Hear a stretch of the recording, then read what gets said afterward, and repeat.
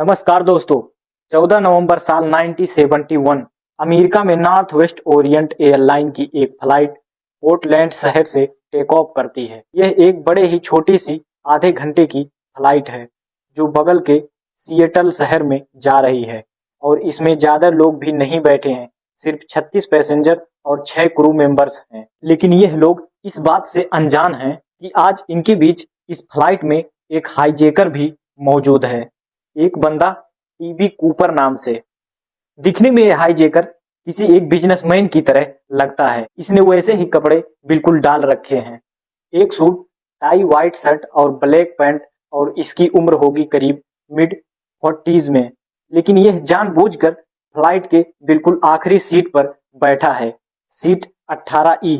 जैसे ही ये हवाई जहाज उड़ान भरता है, यह बंदा अपने इंट्रोडक्शन देता है वहाँ मौजूद एक होस्टेस से। कहता है कि मेरा नाम डॉन कूपर है। उस एयर होस्टेस का नाम था एलोरेंस सफनर और यह एक बड़ी ही मुस्कान के साथ एक नोट देता है। एयर होस्टेस ने उस नोट को लिया और बिना पढ़े अपने पास रख लिया। ऐसा करते देख कूपर ने कहा कि मिस, मुझे लगता है कि शायद से यह नोट आपको पढ़ लेनी चाहिए। मेरे पास एक बम है। जैसे ही सॉफ्टनर उस नोट को खोलती है तो उसमें बड़ी नीट हैंड राइटिंग में लिखा था, miss, I have a bomb in my brief case. लेकिन उन्हें अभी भी यकीन नहीं हो रहा था कि इसके पास बम हो सकता है। तो कूपर अपनी ब्रीफ केस खोलकर सामने दिखाता है कुछ लाल से सिलेंडर्स, कुछ और एक बड़ी सिलिंड्रिकल बैटरी। इसमें कोई शक नहीं कि यह एक बम ही है। कूपर अपनी डिमांड एयर होस्टेस के सामने रखता है। मुझे $5 लाख चाहिए आज शाम 5 बजे तक, वो भी कैश। इन सभी कैश को एक बैग में रख कर देना और 2 आगे के पैरासूट और 2 पीछे के पैरासूट मुझे चाहिए। जब हम लैंड करेंगे तो एक फ्यूल ट्रैक रेडी रखना इस प्लेन को रिफ्यूल करने के लिए, और कुछ भी ऊट पटांग चीज मत करना, नहीं तो मैं इस प्लेन को बम से उड़ा दूंगा। प्लेन में मौजूद पैसेंजर्स को अभी भी यह बात पता नहीं था और एयर होस्टेस शॉपनर ने यह चाहती भी नहीं थी कि पैसेंजर को ये बात पता चले। वह चुपचाप प्लेन के कॉकपिट में जाती है और उस नोट को प्लेन के पायलट को दे देती है। एक और एयर होस्टेस टीना मक को भी यह बात बताई जाती है और वह चुपचाप जाकर ऊपर की साइड में बैठ जाती है। पायलट इस बात को एयर ट्रैफिक कंट्रोलर्स को बता देते हैं और जल्द ही ये खबर एयरलाइन के प्रेसिडेंट डोनाल्ड नैरो के पास पहुंचा दी जाती है। वो यहाँ पर डिसीजन मेकर थे और वह एक बड़ा ही इंटरेस्टिंग फैसला लेते हैं। कहते हैं कि कूपर को लेकर फुल कंप्लेंट दिखाई जाए और जो भी ये हाईजैकर कहने लग रहा है उसकी हम सारी डिमांड पूरी करेंगे FBI के साथ। और वह SBI के साथ कोऑर्डिनेट करके वो एक CIL में बैंक में बात करते हैं पैसे अरेंज करने के लिए। बैंक के पास ऐसी इमरजेंसी के लिए एक पैसे का बड़ा बंडल रखा था और इन पैसे के बंडल में एक बहुत बड़ी खास बात थी। इसके बारे में हम वीडियो में आगे बात करेंगे। अभी इस मुद्दे को दबाए रखने के लिए प्रेसिडेंट ने कूपर के हर बात को मानने को तैयार थे। पैसे अरेंज करने के लिए थोड़ा टाइम चाहिए था, लेकिन फ्लाइट सिर्फ आधे घंटे की थी। तो पायलट को कहा गया कि प्लेन को ही हवा में गोल गोल घुमाते रहो। यह आधे घंटे की सफर धीरे धीरे 3 घंटे की बन जाती है। पैसेंजर्स अभी भी अनजान थे कि यहाँ पे क्या होने लग रहा है।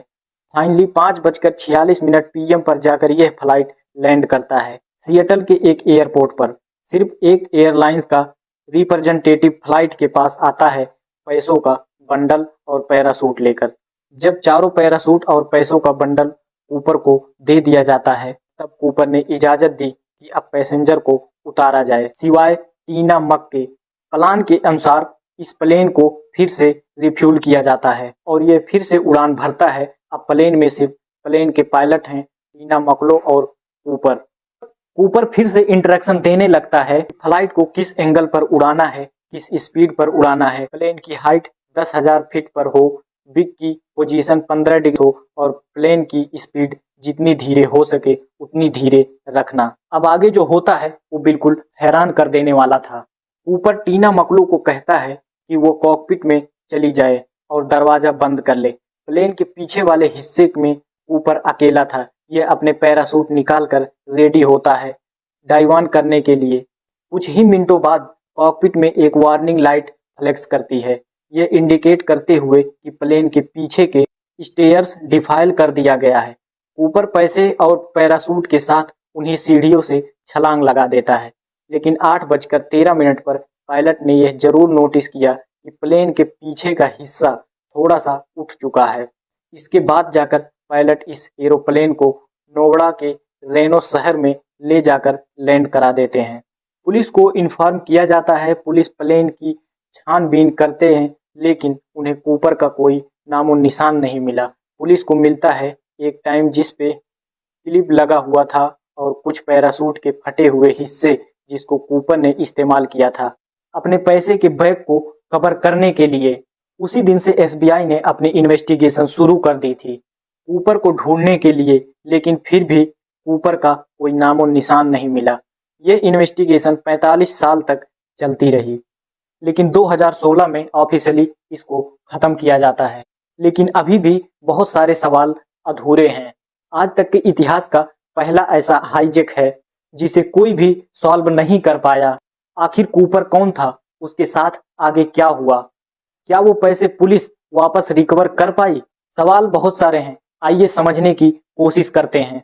फॉरेस्ट लेकवस और कम्युनियस जहां पर भालू रहते हैं, इसलिए शुरुआत में इन्वेस्टिगेशंस ने कहा कि कोई सवाल ही नहीं है कि कूपर यहाँ पर जिंदा बच पाया होगा। 10,000 फीट की हाइट से छलांग मारना, वो भी पिच डार्कनेस में, और ऊपर से जो विंड स्पीड थी, अंदाज लगाया गया कि जो कूपर ने छलांग मारी वो लगभग 320 किमी पर आवर की स्पीड से छलांग मारी होगी। पर इन सब चीजों के बावजूद कुछ कारण ऐसे सामने निकल कर आए, सोचने पर मजबूर कर देते हैं कि शायद कूपर ने इस छलांग को लगाया, सरवाइव कर लिया होगा। यह कारण है कूपर के इंसिडेंट के बाद बहुत सारे इंसिडेंट देखने को मिले। जब कूपर की हाईजैकिंग की खबर पूरे देश भर में फैली तो बहुत से हाईजैकर्स ने यही सेम टेक्निक अपनाने की सोचे। कम से कम 5 हाईजैकर्स ने सेम टेक्निक अपनाई हाईजैक करने के लिए, और ये सारे लोग छलांग मारने के बाद भी सरवाइव कर गए। इसलिए बाद में जब एफबीआई ने सोचा कि जब यह लोग सरवाइव कर सकते हैं कूपर से बेहतर कंडीशन में, तो यह बिल्कुल पॉसिबल है कि डीबी कूपर भी उस रात सरवाइव कर गया होगा। तो अब अगला प्लान था कि वहां पर तलाशी लेना कि जहां पर कूपर ने छलांग लगाई थी। वीडियो के शुरुआत में मैंने बताया था कि जो कूपर को पैसे दिए गए थे उसमें कुछ खास बात थी।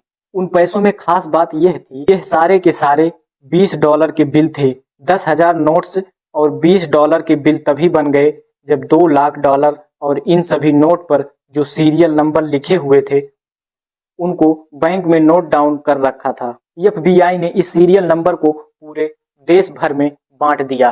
बैंक से लेकर कैसीनो तक सबको यह बताया गया कि अगर आपके पास इस टाइप के सीरियल नंबर के नोट आते हैं तो हमें इन्फॉर्म कीजिएगा।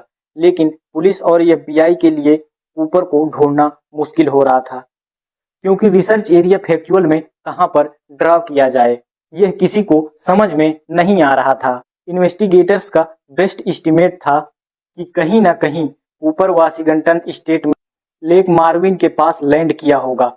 अब आते हैं हम 1979 में। इस हाईजैक को हुए 8 साल हो चुके थे। अचानक से एक पायलट एफबीआई को, इसका नाम था टॉम बोहन, और यह एक कॉन्टिनेंटल एयरलाइंस के लिए काम करता था। और जब उस रात हाईजैक हुआ तो कूपर के हवाई जहाज से 4 बात घुमा फिराकर फिर वहीं आ जाती है। सच में कूपर की इस हाईजैक की मिस्ट्री एक अनसॉल्व्ड मिस्ट्री है। आपको क्या लगता है कि जब उस रात कूपर ने छलांग लगाई होगी तो क्या वो सरवाइव कर पाया होगा? नीचे कमेंट में लिख करके बताना। और अगर ये वीडियो पसंद आया तो लाइक शेयर कमेंट जरूर कर देना और बता देना कमेंट में कि अगला वीडियो किस टॉपिक पर आना चाहिए।